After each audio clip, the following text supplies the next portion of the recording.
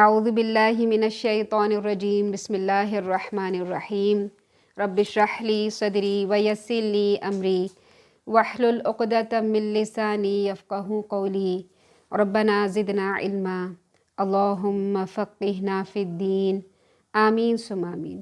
اللہ تعالیٰ کا لاکھ لاکھ شکر ہے کہ اللہ تعالیٰ نے ہمیں یہ دوبارہ توفیق دی ہے کہ ہم رمضان المبارک کی مبارک گھڑیوں میں اس کے ساتھ اپنا وقت گزاریں۔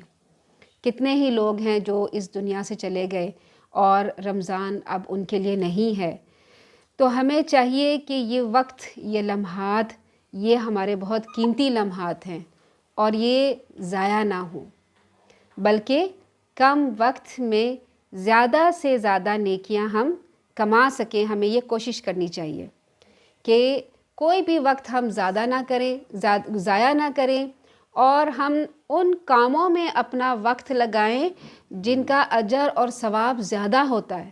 اس کے لیے ابھی سے ہم پلاننگ کر لیں کہ ہم نے کون سے ایسے کام کرنے ہیں جن کو کرنے سے ہمیں زیادہ ثواب ملے گا، اور کون سے کام ہمارے ایسے ہیں جن کو کرنے سے ثواب کم ملتا ہے لیکن کم۔ تو جن کا ثواب زیادہ ہوتا ہے نا، ان میں زیادہ ہم نے وقت لگانا ہے، جن کا ثواب کم ہوتا ہے ان کو ہم نے وقت تھوڑا لگانا ہے، ٹھیک ہے۔ اور پھر جو ایسی چیز ہے جن سے ہمارے وقت ضائع ہوتے ہیں تو ان سے تو یہ ہے کہ پرہیز کرنا چاہیے اور کوشش کرنی چاہیے کہ وہ ہمارے اوقات میں شامل نہ ہوں۔ اس کے لیے ہمیں تھوڑی سی پہلے سے پریپریشن کرنی ہوگی، تھوڑی سی ہمیں اس کے لیے تیاری کرنی ہوگی۔ تو شروع کرتے ہیں ہم۔ رمضان کی فضیلت کے بارے میں جو آیات آئی ہیں وہ سورہ بقرہ میں آئی ہیں۔ اللہ تعالیٰ فرماتے ہیں، یا ایہا الذین آمنوا کتب علیکم الصیام کما کتب علی الذین من قبلکم لعلکم تتقون۔ یا ایہا الذین آمنوا، اے لوگو جو ایمان لے آئے ہو، فرض کر دیے گئے ہیں تم پر، کتبہ فرض کر دیے گئے ہیں، علیکم تم پر، الصیام روزے، کما جیسے کہ، کتبہ فرض کر دیے گئے، علی الذین ان لوگوں پر، من قبلکم جو تم سے پہلے گزرے ہیں، لعلکم تاکہ تم، تتقون یعنی ہمیں کس لیے روزے رکھنے ہیں؟ تقوی حاصل کرنے کے لیے روزے رکھنے ہیں۔ کس لیے روزے رکھنے ہیں؟ تقوی حاصل کرنے کے لیے۔ ہمارا ٹارگٹ یہ ہوگا کہ ہم تقوی حاصل کریں۔ اللہ تعالی ہم سے بڑے پیار سے مخاطب ہیں۔ کیا مخاطب ہیں؟ کہ اے ایمان والو جو ایمان لے آئے ہو، یا ایہا الذین، اے لوگو، آمنو جو ایمان لے کر آ گئے ہو۔ ایمان والے کون ہوتے ہیں؟ جو ایک اللہ کو مانے، لا الہ الا اللہ اور محمد الرسول اللہ صلی اللہ علیہ وسلم کو مانے۔ سب سے ضروری بات یہ ہے کہ ایمان لائے بغیر کوئی عمل ہمارا قبول نہیں ہوگا۔ یعنی اگر کوئی ایمان نہیں لایا، کسی نے کلمہ نہیں پڑھا، تو وہ چاہے ساری زندگی نیک اعمال کرتا رہے، اسے آخرت میں کوئی جزا نہیں ملے گی۔ کیوں؟ کیونکہ وہ جو سب سے پہلی کنڈیشن ہے نا، ایمان لانا، وہ لے کے نہیں آیا۔ اب کتنے ہی نان مسلم ہوتے ہیں جو مسلمان نہیں ہوتے، کتنے ویلفیئر کے کام کرتے ہیں، کوئی جو ہے ٹیکنالوجی میں آگے بڑھ جاتا ہے۔ آپ کو پتہ ہے ہماری ساری ٹیکنالوجی تو باہر سے آتی ہے، جو مسلمان نہیں ہوتے زیادہ تر وہی بناتے ہیں۔ لیکن اور مسلمانوں کے کتنے فائدے کی ہیں، سب کے انسانوں کے فائدے کے، جیسے ابھی ہم موبائل سے ہی کنیکٹ ہو رہے ہیں، بجلی ہم استعمال کرتے ہیں، گھر کی ہر چیز اپلائنسز جو ہم استعمال کرتے ہیں، یہ کیا ہے؟ یہ ایجاد کردہ ہے۔ مسلمانوں کی تو بہت ہی کم ہے، بلکہ نہ ہونے کے برابر۔ تو کیونکہ ان لوگوں نے لا الہ الا اللہ محمد رسول اللہ نہیں پڑھا، انہوں نے اللہ کو ایک مانا ہی نہیں، رسول اللہ کی تعلیمات پر عمل ہی نہیں کیا، انہیں رسول آخری مانا ہی نہیں، تو انہیں ثواب نہیں ملے گا، آخرت میں جزا نہیں ملے گی کسی بھی کام کی۔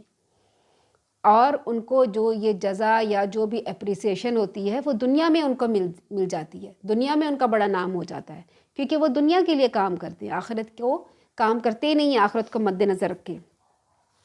پھر اللہ تعالیٰ اس میں فرماتے ہیں، یا ایہا الذین آمنو، اے میرے پیارے ایمان لانے والو، کتبہ میں نے تمہارے اوپر فرض کر دیے گئے ہیں، الصیامو کچھ روزے، کما کتبہ جیسے کہ فرض کر دیے گئے تھے تم سے پہلے، یعنی روزے میں چونکہ ایک مشقت اٹھانی پڑتی ہے، ہمیں تھوڑی سی تکلیف ہمیں اٹھانی پڑتی ہے، بھوکا پیاسا رہنا پڑتا ہے، باقی پابندیوں کے اندر رہنا پڑتا ہے، رات کو ہمیں خلاف معمول سحری میں اٹھنا پڑتا ہے، اس وقت کھانا پڑتا ہے جب بھوک لگی نہیں رہی ہوتی ہے، بعض لوگ تو بغیر سحری کے ہی روزہ رکھ لیتے ہیں، تو کیا ہوتا ہے ہمیں مشقت اٹھانی پڑتی ہے۔ تو اللہ تعالیٰ فرماتے ہیں کہ اے ایمان والو، یہ تم پہلی دفعہ نہیں ہو، تو یہ تم پہلی دفعہ فرض نہیں کیے گئے تمہارے اوپر، تم سے پہلے بھی جو پہلے امتیں گزری ہیں ان کے اوپر میں نے روزے فرض کر دیے تھے۔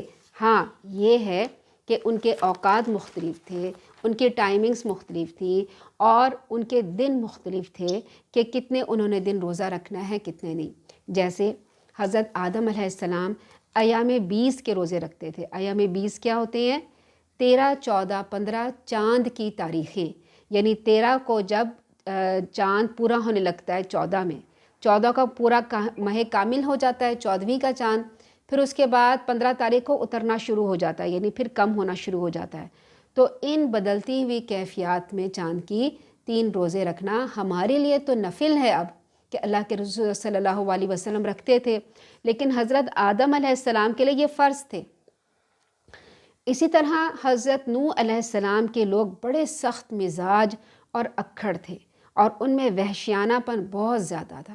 اب دیکھ لیں 950 سال حضرت نوح علیہ السلام نے تبلیغ کی تھی، تو صرف 80 لوگ ایمان لے کر آئے تھے۔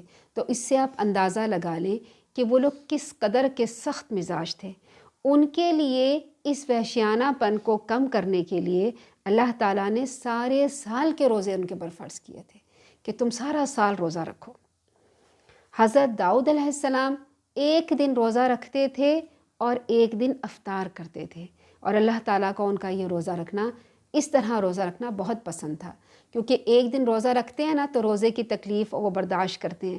جب دوسرے دن عادی ہونے لگتا ہے نا انسان، تو دوسرے دن وہ افطار کرتے تھے، روزہ نہیں رکھتے تھے۔ پھر اگلے دن جب ایک دن کھانا پینا نارمل ہوتا تھا، اس کے عادی ہو جاتا تھا انسان، تو اگلے دن پھر روزہ رکھ لیتے تھے۔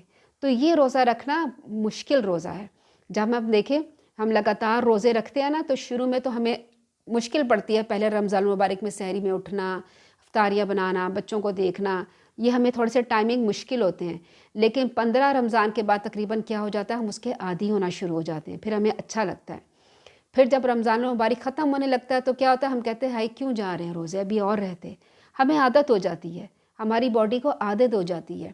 اسی لیے بعد میں جو ہے مستقل روزے رکھنے سے بھی منع کیا گیا ہے کہ تھوڑے تھوڑے روزے رکھ کے چھوڑ کے جو ہیں آپ روزے رکھیں، تاکہ جسم عادی نہ ہو، کیونکہ مستقل جب رمضان کے علاوہ روزے رکھے جائیں گے نا، جسم عادی ہو جائے گا تو پھر روزے کا بھی ثواب نہیں ملتا، کیونکہ انسان عادی ہو جاتا ہے کہ اس وقت اٹھنا ہے اور اس وقت ہم نے سحری کرنی ہے، اس وقت ہم نے کھانا کھانا ہے، تو باڈی کو عادی نہیں بنانا۔ تو حضرت داؤد علیہ السلام کا روزہ اسی لیے بہت پسندیدہ تھا اللہ تعالیٰ کو، کہ ایک دن وہ کھاتے تھے اور ایک دن جو تھے وہ روزہ رکھتے تھے، یعنی اپنی باڈی کو عادی نہیں ہونے دیتے تھے کسی چیز کا۔